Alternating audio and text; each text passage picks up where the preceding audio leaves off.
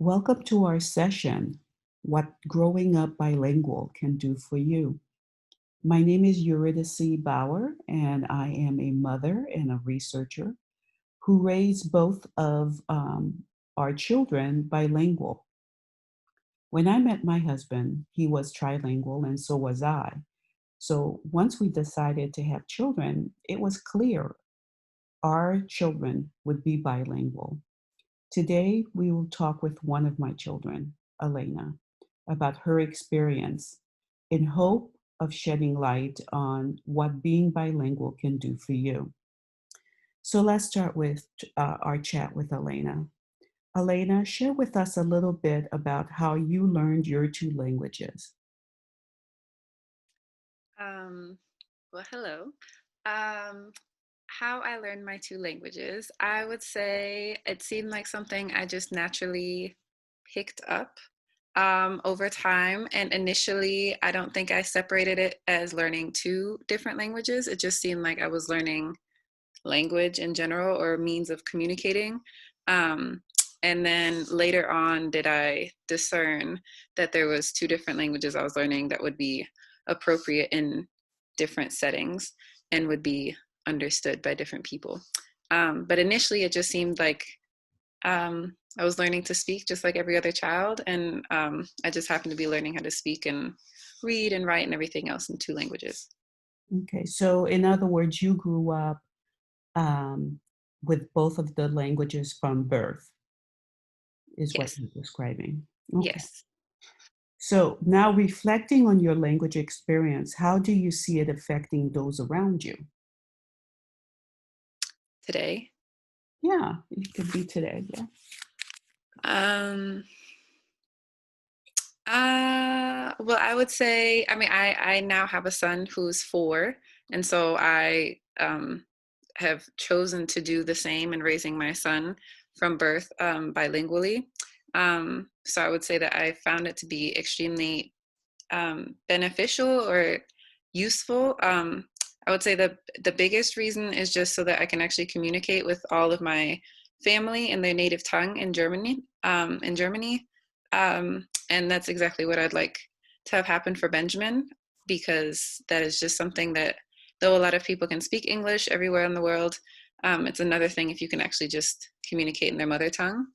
And I've also found that um, it allows me various unique opportunities to apply my various language skills in settings such as in my legal career now with clients that are German speaking or German companies, um, as well as more on a fundamental level. So, not just linguistically, but also just um, since in my mind, when I think about ideas or whatever it is I'm working on, the word that might capture what it is that I'm looking for or thinking of, maybe in German, even though the thought process was started in English, or vice versa.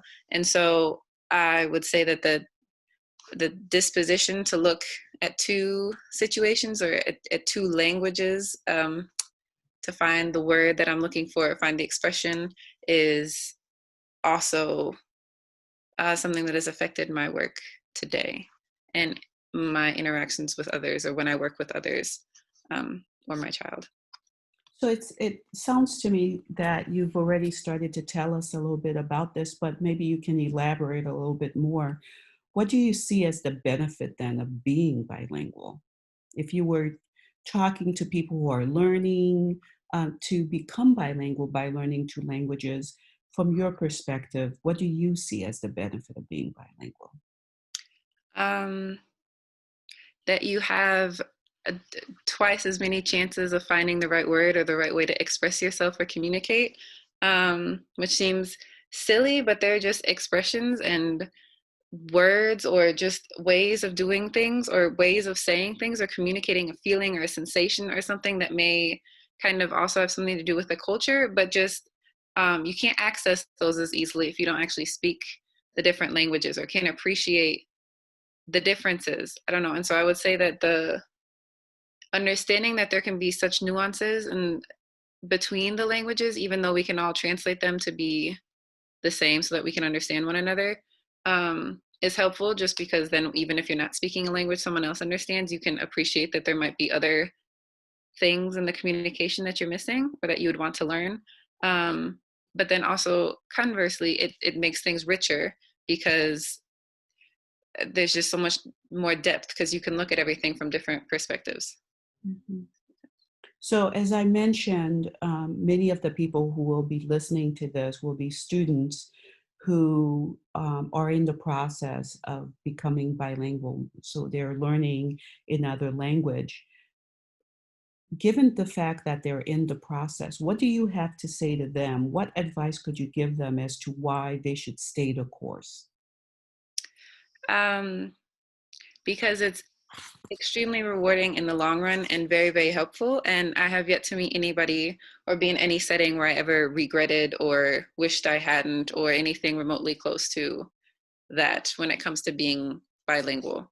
It's only ever been an asset, and I would just say sticking to it because it is just a great help in all various facets of your life.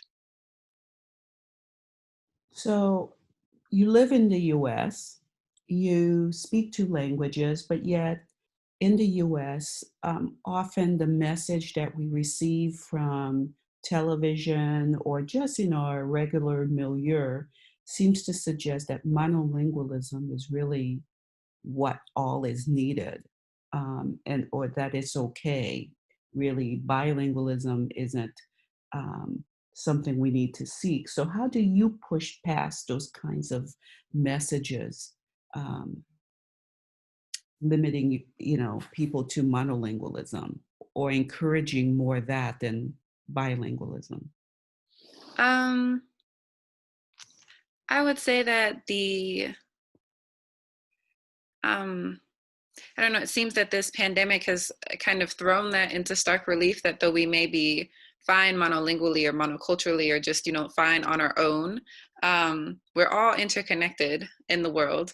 And that includes different people from different countries, different languages, different cultures. So that idea that even though everyone speaks English, or we're all, like everyone kind of flocks to America, or will kind of fit in with our monolingual approach, fails to take into consideration that we're still like a global network, or that there's still this interactivity that you will miss out on, or you'll lose out on things if you are only able to communicate in English.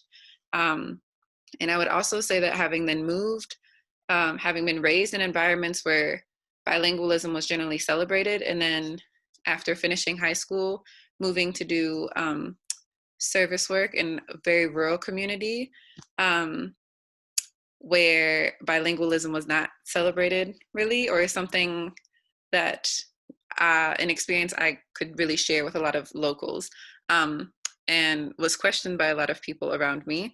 I would say that the value was still nonetheless, even though nobody else around me necessarily spoke German, was still that they could appreciate that I look at things from two different perspectives. And so it was then always an opportunity to enter any other conversation regarding issues that were facing that community from this two perspective stance, which would then maybe sometimes allow or like facilitate conversations that maybe otherwise would have just gotten stuck because it's just an uncomfortable topic to talk about. So, for example, just race issues, you can, just by having a different background to go back to and be like, oh, well, in Germany, we've dealt with it this way, or we think about it this way, or I've seen it this way. It takes people outside of just the context they're limited to, and then kind of gives you room to talk about things in a way that you might not be able to if you just like tried to hit the issue head on. And so I know that's kind of a derivative of being bilingual, but I would say that the functionality of being bilingual also then has these effects, even if I'm not using my German in that context, or like relying on language, if that makes any sense. Hmm. Hmm. What do you want to do in your life, and how do you see your language skills impacting that?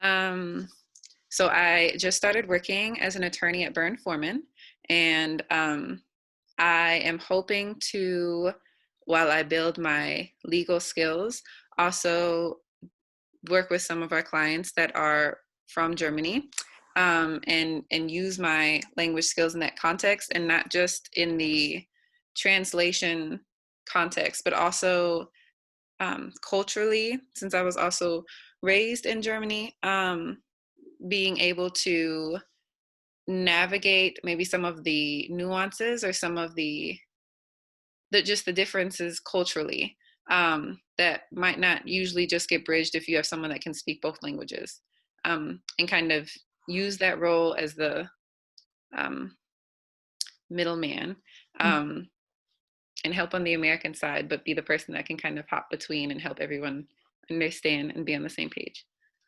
So what suggestions might you have for someone who maybe didn't grow up as you did, speaking two languages from birth, but who later realized I really am interested in language and I want to keep learning this, second language. How could we what suggestions would you have for them to get to the place that you're talking about, to be able to occupy that dualism that you're talking about? What are some suggestions you might have for them?